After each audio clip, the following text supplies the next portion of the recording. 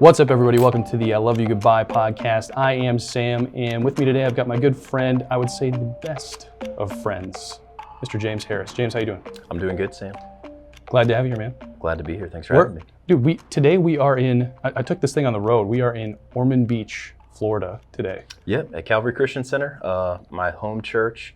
It's our central campus, and we're, all the different things. We have meetings and connecting with people and strategies and all that. We're here, but I'm thankful that you could come, take a tour of the situation, see what we're all about, and I'm glad we could do this today. Yeah, dude, it's been great. Yeah, I love it. I love seeing the place and seeing the heart.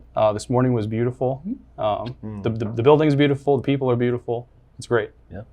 So, talking about beautiful people, let's talk about you a little bit. Oh boy.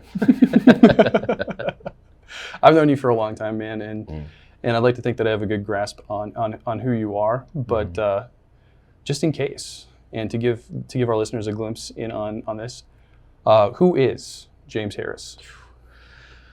Man, that's it's a profound question to ask, and it's, when asked, to really stop and think about that it's tough. Because even before the podcast, you said, I want you to talk about like who you are, not, and who you are isn't what you do, right? But I think it's so easy to slip into a mode that we get so caught up in doing that we identify ourselves as what we do rather than who we are. And not to go off on a tangent here, but one thing that I've really been learning about myself is I am a human being, not a human doing. God created me to be a human being, to be, not a human doing, to simply just do. So in discovering myself, I've had to draw that line and be like, people would say, hey, James, how are you doing? Oh man, the church is doing great. Ministry is awesome. Things are going wonderful. And they're like, I didn't ask you that. I said, How are you doing? So I've had to understand that, who is James Harris? Well, there's a lot of things I do. But if I had to boil it all down, 2 words, I guess, that just kind of come to my mind. James Harris is a lover and a fighter. Aspects of my life that require me to, love people from every place, every walk of life, no matter what they've done or what's been done to them. There's just a part of myself that just genuinely loves that person. But there's also parts of me that require a fight. Life isn't always easy, and life isn't always good. And how do you, there's kind of that fight or flight mentality, I think, in a lot of people. And I'm not one to just run away from stuff. It's hard for me to deal with that, because if I don't, I'm a kind of person that if I don't bring resolution or like resolve it in the moment, I'm just going to have anxiety, and like it's going to be just like gnawing at my mind. So I'm a person who loves, because those are great moments, right? But it's those moments where you have to kind of fight through hard things, or fight through difficult, uncomfortable moments, or you're fighting for somebody else. I don't want to just kind of leave it on the table and come back to it. I really like to just take time to like get into it and let's get it done and let's talk about it. Yeah. And you can apply that to like my marriage, my position, as a pastor, just as a friend. Like I like to be the guy that's known as, oh man, James is he's a good guy. Like, he loves me, but I'm also not going to leave you high and dry. If we got to fight through something, I'm there. So. Definitely. I've always seen that in you, and I know that you're a very loyal person. Oh, thank you. Yeah, you're very like, and I know that in certain situations, and we've had this conversation recently, almost to a fault, where you'll fight for someone all the way through, and through the thick and the thin, but almost push them further than they even need to go through something. You know what I mean? No, I do, and I think on the personal side, it can come at a cost. That loyalty can come at a cost of my own, I don't want to say like health, but like emotional toxicity can happen often when I'm just loyal to loving the person. Yeah. And it's not that you need to stop loving them, but sometimes love looks different. Yeah, sometimes love isn't answering the phone call. Absolutely. Sometimes love is letting them figure it out on their own. Absolutely. And I'm a talker, as you've always known. And I think I've learned that sometimes the best advice you can give is no advice. Sometimes just being there is all the person needs. They don't need you to give an answer or share a thought. Sometimes the resolve that they're looking for is just found in having somebody there. So I've had to learn to just be quiet at times. But yeah, like you're saying, though, to your point, the love and fight in me kind of really stirs me up and gets me going. And part of that loyalty side is because that's what I crave. I crave people I can depend on and people I can lean on. And I want to be for people what I need for me. But it can come to a fault because there are people that I do genuinely love, but in my own naivety or whether I see it as an agenda in the moment, sometimes I think I may come to the table wanting to see something happen. So I stick with that person and do whatever it takes. But sometimes it can come at the cost of their personal growth or even mine. Like I'll just sit in an uncomfortable, unhealthy situation, determined to fight through to get resolution, but it's just not there because God's not in that. And, he's saying that's not your fight. Because this is a question that I've had to think about. Because the Lord asked me, he said, is a win really a win if it was a fight I didn't call you to fight? Mm-hmm. Like if you get in that situation and you fight for that resolution, but if it was not something I called you to fight, if that wasn't a battle I wanted you to spend your time, resources, energy involved in, like, was that win really a win? Right. Or is that you just trying to be a part of something because you felt the need to fix it or be a part of it? Prove something yourself almost. Yeah. No, that's good, man. So who else? Who else is James Harris? Or yeah. Well, I mean, that's such a tough question. I mean, at the end of the day, it boils down to I'm me. I'm at a point in my life now. I just turned 30, and I'm at a point in my life where I'm not trying to live my life as a collage of sound bites of other people. I'm not trying to mimic or echo my dad or my mom or former leaders or teachers or friends who had, big parts of my life, or they were part of big parts of my life, and I love them. But I have really, over the last probably 3 or 4 years, honestly, just came to this place where, like, James isn't the best parts of other people that you want to be. You just are who you are. And those sound bites can help develop parts of you, because I can discover, like, if I listen to like Jarvis, like our youth pastor growing up, his heart for people and his ability to always just listen. And, there's just so many aspects of who he is that I wanted to be or mirror. And that's not a bad thing. But I'm not Jarvis, I'm James. Yeah. And this is where, and y'all, if you're listening, have to forgive me. I'm a pastor, so I always, my first thing is just go to like scripture or something. But when God created us, he created us in his image and likeness, but I'm not God. Mm-hmm. When we're called as Christians to be like Christ, there's a difference between being Jesus and being like Jesus. I'm not Jesus. I'm not called to like literally be Jesus, but I am called to be like him. God created James. He created me to be fully me in Christ and be like him. So when you apply that same, thought or format, you have heroes, you have people you look up to.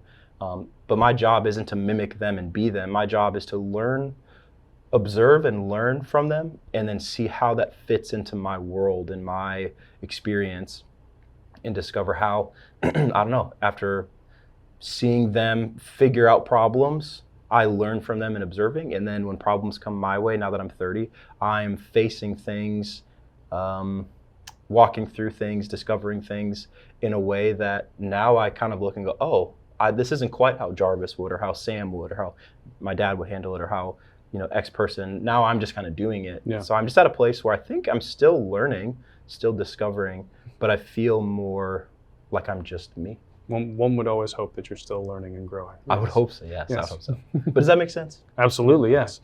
Yeah. And I think that the people that we draw from, people like you said, like Jarvis, I think that not necessarily mimicking them, but I think that those influences in our lives help us realize who we are. And I think that like in friends, and I think that's huge in helping us just come to a realization of who we are. Yep. And we need that. Yeah. Yeah. Well, and if I could add one thing, in my life, my pastor, Pastor Josh Carter is, he's also a spiritual father in my life. And one reason I appreciate him so much is because the Lord has, positioned him not only to lead me as my pastor and leader, but as a spiritual father. He has a keen insight into my life that the Lord allows him to see.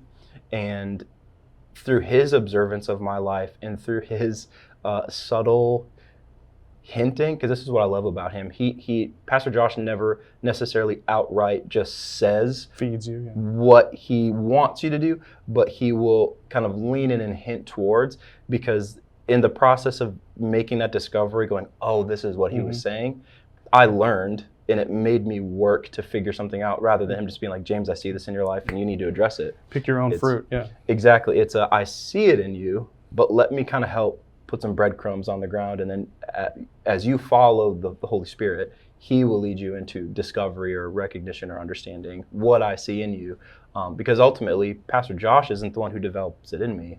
The Lord does. Yeah. But as a spiritual father in my life, he is very caring and nurturing. But like any parent, you know, when you have a 13-year-old, you aren't going to pick the 13-year-old up and carry him across the street. You might do that for, you would hope. Well, but you do that for a baby, and then even for maybe a toddler. But as the child ages, the parent goes from coddling and holding to then putting them on the ground and holding their hand to then walking alongside them, and then now, hey, you can go there by yourself if you want because I trust you. Yeah. It's the same thing, I think, in that dynamic. As my spiritual father, he sees a lot of the deeper things that God is calling me to, but he's allowing me, still under covering and protection, but he's allowing me to experience wins and losses, how to cross the road, how to get to different places in God in a way that truly, I think, helps me grow, because I walked it with the Lord. I wasn't just told, hey, go here and do this. It just, does that make sense? Yeah.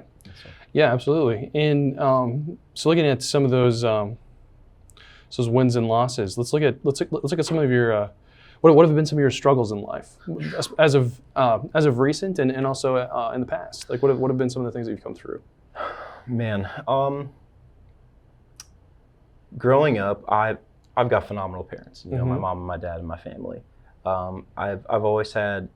I always will tell my mom and my dad, you know, I had a great childhood growing up. There's really nothing I can look back at and be like, oof, that scarred me. Are there like tough things? Of course, and were things always perfect? No. God's not here for perfect people. No, no. But I will say probably one thing that I did struggle with growing up was kind of being the little big brother, to an extent.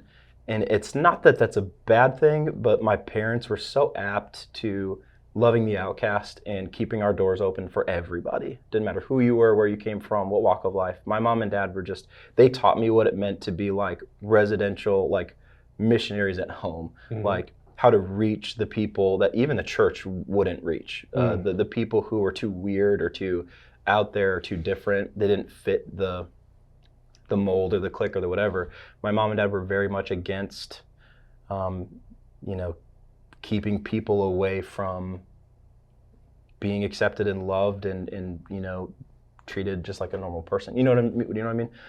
So seeing that growing up, there was a lot of really hard things that I heard and saw, because my parents were, ministering to these really busted up, broken people, and I learned about, what abuse was, what spousal abuse was, what, being molested, what, date rape, like these kind of things, like being smaller and not quite understanding in full scope, but these people confiding in my parents, these horrible things that they've been going through, but they didn't have anyone that they could talk to about it because they didn't have a place in the church. They didn't have a place with their family because they were kind of on the outskirts.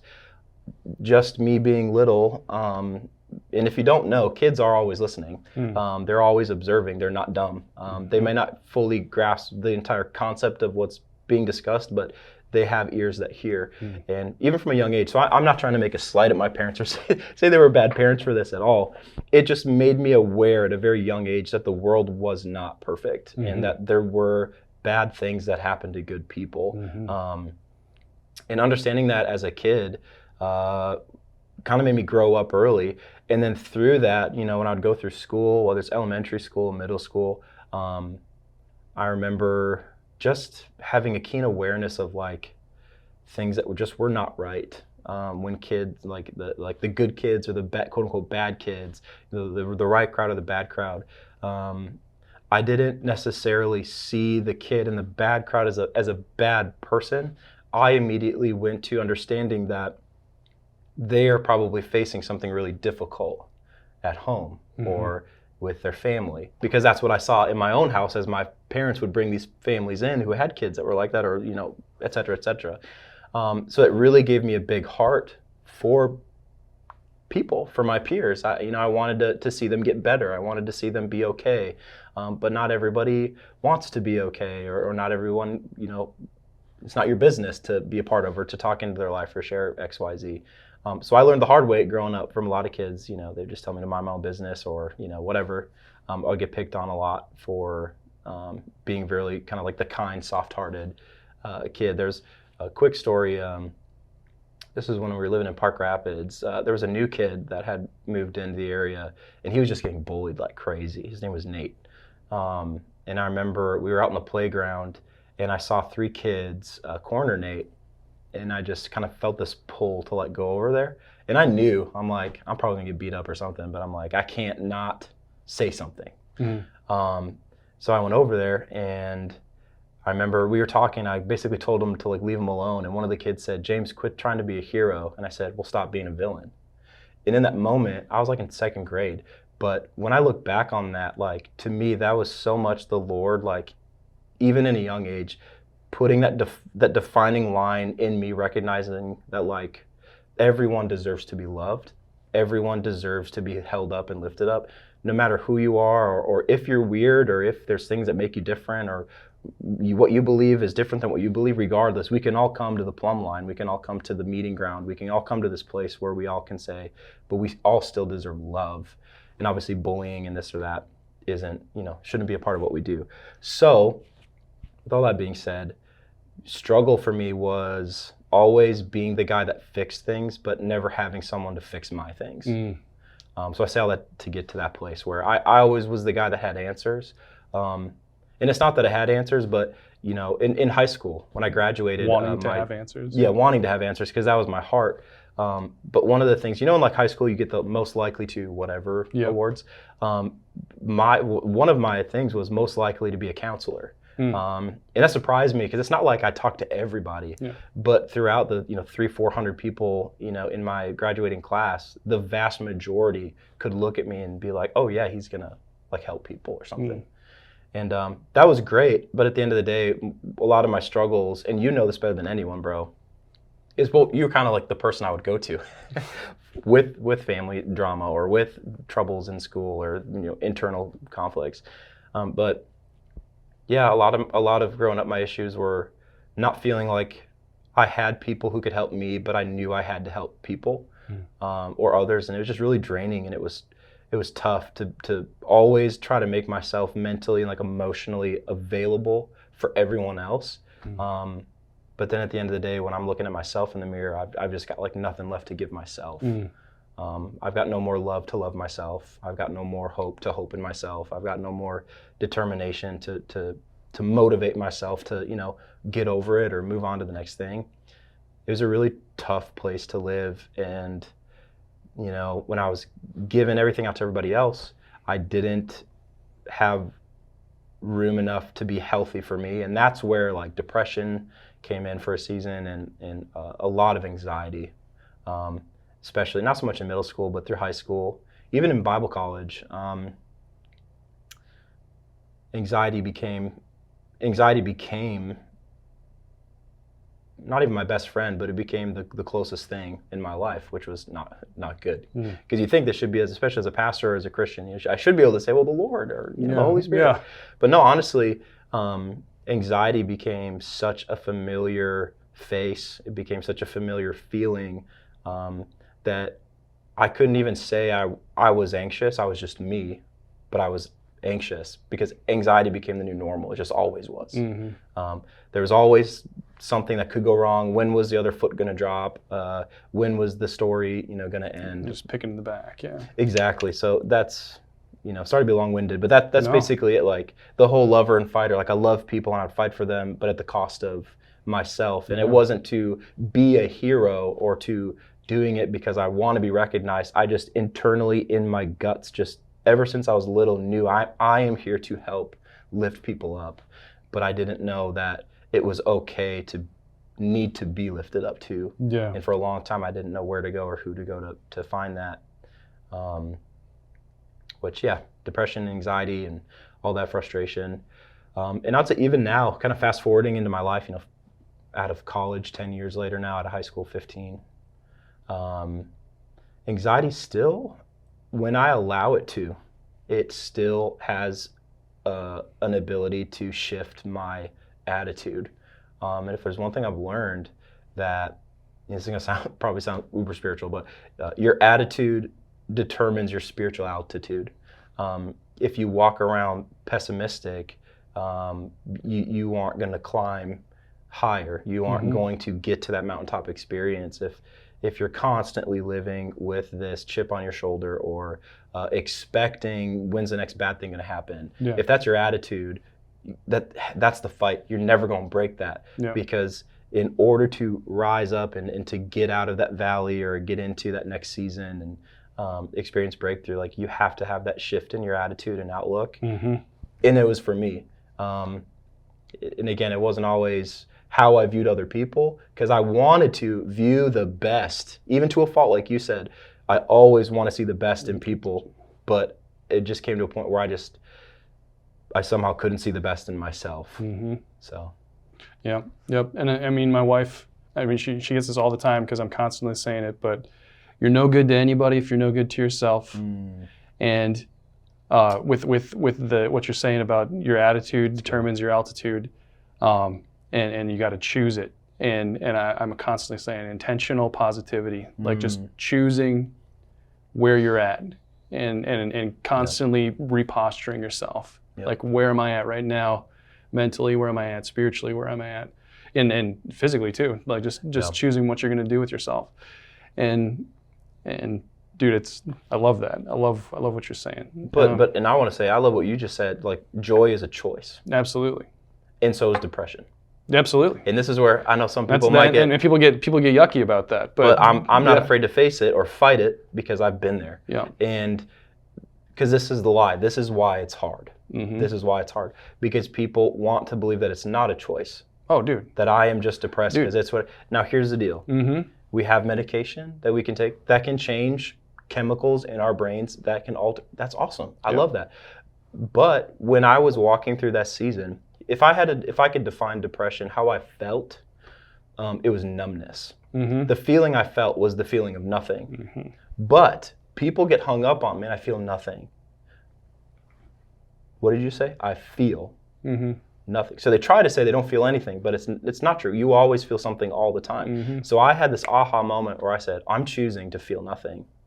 Because even though I feel nothing, I'm still feeling. So if I can feel better. And I had to get to this point where I figured out, so what do I need to do to make shifts in my life, or people I hang out with, or food that I eat to make my body get healthier, or just whatever it might be, whether you're religious or not, or that has nothing to do with what I'm talking about right here. It's an active choice to make better decisions that help you, because you obviously... What's the definition of insanity? Doing the same thing, expecting different results. So in my battle with that, I had to actively choose to make different decisions. And after being consistent enough in making those different decisions mentally, with the words I spoke over myself, all that, then there came a moment where I was able to kind of finally get my feet out of that mud and begin to move forward. And I haven't looked back. So. And this is something God's been working on in me lately and this speaks directly to what you're saying there with like, joy is a choice and so is depression.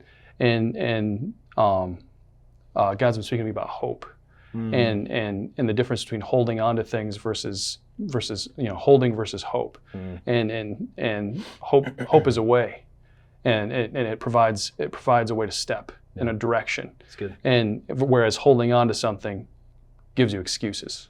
Wow. and it gives you cling to this thing saying maybe someday something will happen. Whereas hope goes, here's a way to go. Make a step. Wow. And it gives you the opportunity, whereas this gives you an excuse not to do anything. And I think that so many people are using the numbness and say as an excuse to not do anything, whereas, dude, do something about it. Do something, and that's the something. thing. And that's the thing that and this is the fixer in me, right? For anyone listening to this and you're going through depression, I want you to know, I've been there. Mm-hmm. And it's not like, I'm not telling you that there's just all of a sudden this flip you switch and you stop not feeling or you stop. It's a process, and you have to trust the process. You have to trust that making decisions that are different from the things you have been doing will get you to a different place. Like you're saying, the pathway of hope, I feel, isn't clinging to what you've always known. But if you are hungry enough to change and you want to stop feeling that way, you will make different decisions and do different things and go different places that I promise will birth a way out of where you feel stuck. Yeah. And if I could say this, man, one of the most dangerous things is I began to like the feeling of being depressed. I began to like the feeling of being angry. I began to like the feeling of, if someone wouldn't talk to me or if I got left out, there would just be this like thing that I'd just feel kind of like my chest would get tight. And it's a negative feeling, but I began to like it because I felt it. It made me feel it. And unfortunately, again, you get trapped up in wanting to feel that the moment you begin to feel a strong emotion, you cling to that emotion. But unfortunately, and I'm not even sure why we're on this exactly. I mean, hopefully this helps somebody out. But for me, I was just in such a dark place for a season that, I was feeling nothing, and then I would get angry or whatever. Then I felt that really strongly, so I began to just enjoy that. So I didn't want to change because I would feel that. And unfortunately, like the saying goes, you can't help people who need help. You can only help people who want help. And I had to get to a place where I wanted to break free and be different and experience life differently. So, it's a choice. It's a choice. Yeah, and I definitely don't want to step away from things. Like I don't think that's something to step away from. But this is something we could rehash for hours, I believe. But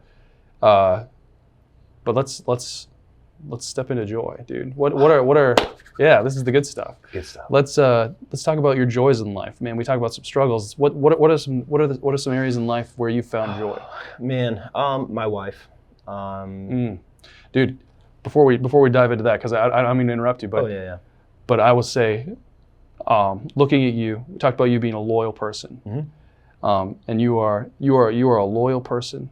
You're a gentle person. You said you're a fighter. I agree with that. You are a fighter. You wouldn't be here today if you weren't. But you're a loyal person. I believe you are gentle. That's part of the loving person that you are, and you are a giving person. And I love that immediatily I ask you, what are your joys in life? And you say your wife. And your wife, I believe you guys balance yourselves out so well, man. Yeah. And you are loyal and loving and giving and willing. And I see your wife, and especially like getting the chance to hang out with you guys over the last few days has been great. Kate has loved hanging out with Ashley. Same, Ashley. And your wife is honest, and your wife is strong. And dude, seeing you guys together and watching you guys interact with each other and watching you and having you guys love on us as we just showed up has been great. And you guys do balance each other out great. Well, the joy is there, man. The best way I could explain our dynamic, especially as a preacher, is I find myself to be New Testament. My wife is Old Testament through and through. She'll call for blood. I'll ask for grace. And it's not because my wife doesn't love. That's not it at all. My wife is just so aware of like truth, and right and wrong, and we are this and we aren't this. She's not afraid to speak into a thing and be like, this is it. And she's right, but this is where it's the perfect blend in Scripture of truth and love, where we come together and then we have a conversation, and then we say what needs to be said, but I kind of come in to help say it in a way that maybe is a little more palatable, rather than she's like, you're an idiot and you get your life fixed. We go, yes, but maybe we could address it by doing these things. So I love you, babe. But no, I love it. But you know what I mean? But no, it's perfect. It's great. You guys are great for each other, and I definitely believe that. Or I shouldn't say I believe. I agree. You immediately say what has brought you joy in life? My wife. Absolutely, I agree with that. But outside of that, I would say what has brought me joy.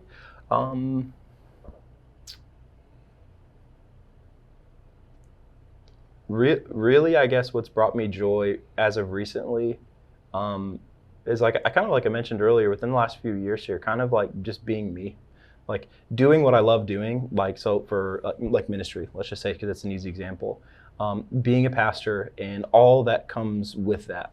I'm not trying to be Judah Smith. I'm not trying to be Stephen Furtick. I'm not trying to be, Pastor Josh Carter or Apostle Rayleigh. I'm not trying to be them in what I do. I am now getting to do what I love doing as I would do it. And I'm thankful for the influences. And like I said, having covering and having a spiritual father in Pastor Josh, and having a leader in a spiritual father like Pastor or Apostle Rayleigh in my life, who have like kind of, pioneered the way and showed us the way, and then have been so faithful to help lead me along through it. They've allowed me to make mistakes, but they've also allowed me to step into just some incredible victories and wins because of the words of life that they spoke into me and the wisdom that they imparted to me, and allowed me to make the decisions to move things forward or to hold off on things or whatever. And it's really just brought me so much joy knowing that, man, I can do this. I don't have to try to do it pretending to be somebody else. I can just be me as I do what I love doing. And it's just been so freeing to not feel like I've got, in order to be approved or approving in the eyes of people, I have to be a certain way or look a certain way or do a certain thing. Like, I can just be me in doing what I love to do. And it's just brought me so much joy, man. Like, it's taken the pressure off. It's taken the pressure to perform off of doing what I love to do and just being real. I think there are a lot of pastors out there that maybe wouldn't admit it, but I think a lot of pastors deal with the pressure to perform. To perform, to be a certain way, or gotta look a certain way, or to live on a certain pedestal. And at the end of the day, I'm like, man, the whole like celebrity pastor thing has to end, because like, we're no different than anybody else. We're not necessarily further ahead than anybody else, or more anointed or greater or better. Like, that's not it at all. I've got a call on my life to be a pastor, and God has created me and gifted me and empowered me to do that. Just like the gifts that God has put in you, I can't do those things. If I tried to, I would really have to perform and try to figure out how to do what Sam Norwood does. But there's no life in that. There's no joy in that. It's just, I'm doing it because I have to do it. But in what I'm doing now, if there are any pastors listening or any leaders in ministry, like take the pressure off, man. Like, just be you. Be obedient to what the Lord is speaking to you. Be obedient to the leading of the Holy Spirit. Honor your leadership. Honor your covering. Even if you don't agree, give them your yes, because God honors that. And through that, bro, like, the pressure to perform just lifts, and then you get to enjoy. And that is where the joy is. Yeah, yes, that's just the doing joy. it. So I would say that. Man, that's tough. I don't know, man. Yeah, just being able to feel like I get to do what God's called me to do the way that I know I can do it. It's just been so freeing and fun. My wife, like I said, my wife has brought me so much joy just because of who she is and how she's changed me, how she's made me better. I don't know. I guess in the comment, this might be a corny response, but like literally seeing lives change, doing ministry, being able to be a part of people's lives. And when I say doing ministry, it's not just like hosting a service or preaching. That's great, but I love, being available, having people over to my house, going over to other people's homes, going out to grab coffee, doing life and experiencing the ups and the downs with people together, and seeing God change people through, weeks, months, years of knowing them. Gosh, like, there's no greater feeling, there's no greater joy I experience than literally watching God bring answers or just move or do something in people's life. Like this past Sunday, Michael Williamson, we prayed for him because he had some issues with his lower back. And we had prayed for him, and he followed up with me and he said, "Hey, Pastor, I just wanted to testify to let you know that when you're praying for me, it was as soon as you said, in the name of Jesus, and then you said, I want the fire of God, touch his back." And he said, in that moment, my lower back got super hot. And for the first time in years, I felt no pain in my lower back. And it's just, bro, like that, it blows my mind. It blows my mind that like God is so real, and his goodness is so true, and his desire to build his people and heal his people and be with his people is so much more than a thing we say. It's a reality that he calls us to walk in and experience and enjoy. Yeah. So anyway, seeing moments like that happen, there's nothing I could say that probably makes me feel better than that. Yeah, that's what brings you joy in life. Yeah. I love it. Is there anything on a practical, day-to-day, more of like a routine thing that brings you joy? Like on a, you know what I mean? Like in your, yeah, you get what I'm saying. Yeah, on a practical, man, I love wrestling with my dog in the morning. I know that might be weird, but I love it helps me start my day with Cooper, just pound around. They get me a cup of coffee. That I don't know if it helps anybody else, but coffee certainly helps me a lot. That brings me joy. I don't know. I love the community I have here at my church. I love the community. My coworkers, my brothers and sisters that I have here. I love being able to just like pop into somebody's office and be like, "Hey, what's up?" Yeah. And then just take 5 minutes. Like it has nothing to do with what's going on for the rest of the day, but just being in a workspace where we can literally just pop into one another's office, take 5 minutes, and just like, "How are you? Mm-hmm. Like, what's going on? Like, hey, how was the game, or how are your kids, or whatever." Like, it's like I love being able to work in an environment where we're just so open to doing life with each other that outside of the rigmarole of the to-do list, we still get to be with one another and just ask those simple, silly questions or whatever. I really love that. So I'd say. Yeah, I think that the big picture gets heavy when the day-to-day gets barren and gets lonely. You know what I mean? Mm-hmm. And I think that the grind, and that's why I asked that question, is just because I think that the practicalities of life get lost because the big picture gets thrown out there a lot. Yeah. And people wonder, well, how are you doing this? Because a lot of people don't hear, especially with people that are in a leadership position, they don't hear their practical steps. Oh, yeah. You know what I mean? Yeah. And they're wondering, like, how do I step out of my what people feel like as a mundane day-to-day just heaviness into something that they feel like there's these like a leader or something like that, and I quote unquote leader that is doing something that they feel is like this big thing, you know what I mean? Yeah. And it's just like it's no bigger than you going to work every day and choosing to be positive. Yes. And choosing to not let life tear you down, but to be a good influence around the people around you. Yep. And ultimately that's, obviously we're two men of God speaking, and we're going to speak about God, but being a good influence and a godly influence on the people around you. Yeah. And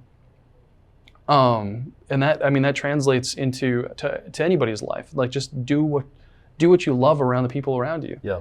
And love on people around you. And that doesn't have to be a pastoral thing. That can be an anybody thing. It doesn't have to be a leadership leadership quote unquote thing. That can be anybody, anywhere, anytime. Go out and just choose your next steps intentionally and do. And I feel like, like your morning routine, play with your dog, fill yourself up, get a cup of coffee. Mm-hmm. No, and my thing is like, be determined to have a good day. Mm-hmm. Like when you roll out of bed, like even if you know that you have a difficult thing coming up, like my thing is, as you're playing with the dog, you're having a coffee, just the thing I remind myself, here's a practical thing I always remind myself of. I say, guess what? The thing's going to happen and I'm still going to come home and there will be tomorrow. Yeah. You know what I mean? Like, or, God forbid, Jesus comes back and, we all go home. But God forbid. God forbid. There's things I want to experience and do, man. I don't want Jesus coming back too soon. I'm just kidding. But for real though, the Bible tells us we're not promised tomorrow. Yeah. But at the same time, when you're going through a hard thing, or when I was going through difficult things, I would always just remind myself, okay, well, guess what? After you get through that hour of something being difficult, you still get to go home to your beautiful wife. Yeah. You still have a home. Yeah. Then you got to remind yourself of all these positive, wonderful things that you have, and you don't allow yourself to stay stuck in that uncomfortable thing. And that's the worst thing, when you start your morning and it's 9 a.m., but you're already living at the 2 p.m. meeting. Yeah. it just ruins your whole day. Yeah. You know what I mean? Just So you yeah, can't do that to yourself. dude. All right, and I think that's a good transition, because learn from the past, live in the present, pray for the future. I love that. Learning from our past. What have you learned from? We talked about your struggles and your joys. What have you learned from all of those things? What in life? Well, this is something, I guess, because leadership is so much of part of who I am and what I do. A leadership thought that I've learned throughout the good and the bad is you don't reproduce who or what you want. You reproduce who and what you are. As a leader, you can't expect to come into a situation and have all these, issues or negatives and expect to be building up and releasing of people who are positive and encouraging. Mm-hmm. Like you can't fool yourself in thinking that if you as you're raising your kids, or if you're raising up other workers at your job, or if you're a minister or whatever, you have teams and churches and leaders you're trying to develop. You don't develop and release who you want. You develop and release who you are. Yeah. And that's really made me had to step back, because as you rise in influence and as you rise in just being the kind of person that people will look to for answers and questions, I want to make sure that if they're coming to me looking for answers and questions, that I have answers for those questions. Yeah. I have positives and encouragement and things that I can give to them or instill in them and build up in them. Because if I just choose to be the silent guy that's going to come in and just do what he needs to and go home, Mm-hmm. I'm going to raise up a team that isn't a team. They're just individual people that get tasks done to try to get a greater thing accomplished. And I think the joy comes into the situation when you are just you and you are fully you, doing what you love, choosing, like I love what you say, choosing to be positive, choosing joy in those moments to do what you do. You begin to raise up people who make joy a choice and are positive in their working environment and change the culture at work and just love the people that they're around, because that's who you are. So for me, that's probably one of the biggest things is understanding, I'm not going to build up a team of people who are great if I just settle for mediocre myself. Be okay with not being okay. Don't try to be perfect. Mm-hmm. But I'd say don't try to be perfect, but strive to be excellent. Nobody can be perfect, ever, no matter how much you do or accomplish. But I'd say it's okay to not be okay for a season, because you go, man, I'm really struggling with this, or I'm hurting in this area. Deal with it. Fight it. Face it. Do whatever you got to do to bring resolution to that thing. Don't ignore it. Yeah. Don't ignore it. Man, do not ignore it. If you have a thorn in your side, if you have a pebble in your shoe, don't think, it's not a big deal. Well, the problem is that little pebble in your shoe, once it ingrains in your foot and causes an issue, and then you get an infection, then you got to cut the foot off. Like, the little things make big differences. The Bible talks about be wary of little foxes that run across your vineyards, because it's the little foxes that cause the greatest amount of damage. So in your life, be aware of the little things and address those little things, because being consistent in the little things over time lead to the biggest changes in results. So for an individual person, kind of trying to reiterate what I'd said beforehand, you don't reproduce what you want, you reproduce who you are. Mm-hmm. Make sure that you are okay. Yeah. Be okay with taking time to invest in yourself and make sure that you're healthy and that you're choosing joy. And again, that you're not perfect, but you're striving to live life excellently, and how you handle your finances, how you maintain your relationships, how you treat other people, how you treat yourself and see yourself. Focus and work on, developing that, because at the end of the day, you will naturally gravitate towards people who are most like you.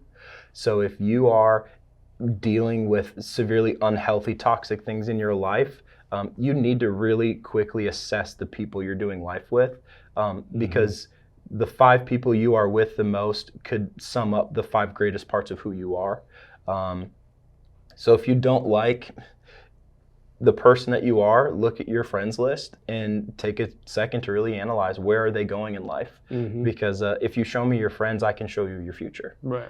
If you show me the people you surround yourself with, I can probably tell you where you're going to end up. Yeah. And if you don't like where you are and you don't like where you're heading, kind of coming full circle where this whole conversation started, be aware that there's an issue and don't be afraid to fight it and to step out and make the change, to choose joy, to do something different. Because then once you get better and get healthy, you are going to find healthy people in other people. And then, does that make sense? Yeah, it makes sense. Yeah. It's good. And if this is any different than what you just got done saying, this is usually the last question that I ask people on here. If there's one thing that you could share with our listeners that you would consider to be the most important thing that you would share with anybody as of right now in your life, what would that one golden nugget of information be that you would say is the most cherished thing that you've learned so far in life?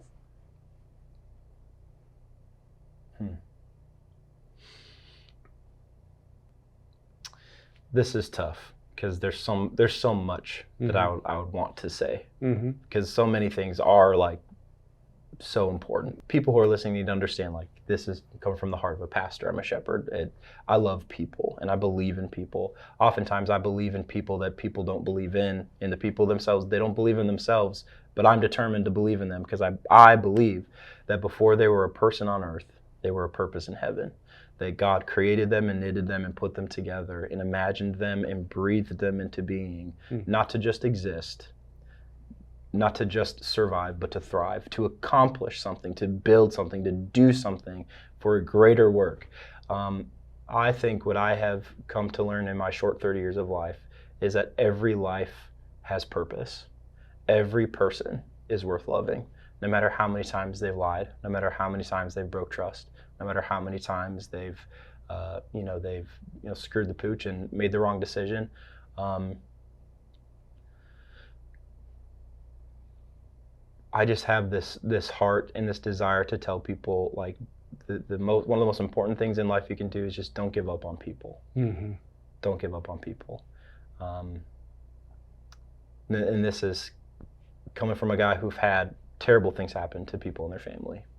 And at the end of the day, I wouldn't wish ill will on the people who have hurt my family as much as I wish that they'd get the help they need so they could realize who they were put on this earth to be. Again, the word tells us, that those who've been forgiven much love much. And I know how much I've been forgiven for. I know that there's, grace that God has extended to my life and mercy that has been extended to my life that has caused me to see the best in people, because I've seen the worst in myself. Yet God still somehow, some way, for some reason, has blessed me so immensely. And if he can do it for me, he can do it for anybody. But my advice is just don't give up on people. Now that doesn't mean, right, this is coming to you're so loyal, you can love people into the wrong thing. But that's not what I'm saying. But what I am saying is just don't give up on people. Yeah. If they need help, get them the help they need. And if the help isn't you, do what you can to get them into the hands of someone who can. That's the role you play. And then you can let it go. And then you move on. But don't just look at someone like you look at the drug addict. You look at the person who's on the side of the road. Like, this is what's like driving through Daytona Beach and I see people so coked out, or I know that heroin's a big issue. Methamphetamines is also a big issue in some of our areas here in Florida. Like, you can drive around and see, I don't see the drug addict. I don't see the person walking around high. Like, I see a person who's hurting. I see a person who has purpose. And I see a person who has giftings and abilities and talents that they might not even know about. And everyone, even their mother probably, has given up on them and say, you're a lost cause. But I refuse to be a person that believes or says you're too far gone. I don't believe anyone's ever too far gone. No. And the only reason people are too far gone is because we stopped trying. It's because we gave up. They obviously need help, but they aren't ever going to change if the help refuses to be help. So that's my advice. No matter who it is in your work, no matter who it is in your life, man, I just charge you, if you're listening to this, man, be the voice that makes the impact in their life today. Yeah. Whatever it is, big or small, be consistent in trying to elevate.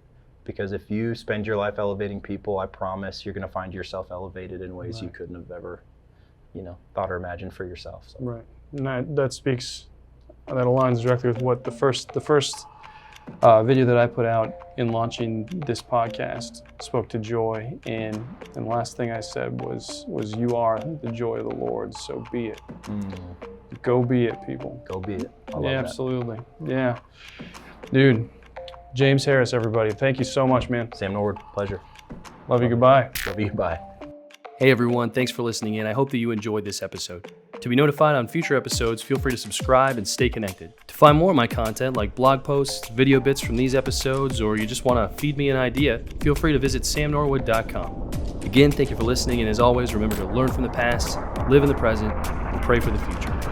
I am Sam, and I love you. Goodbye.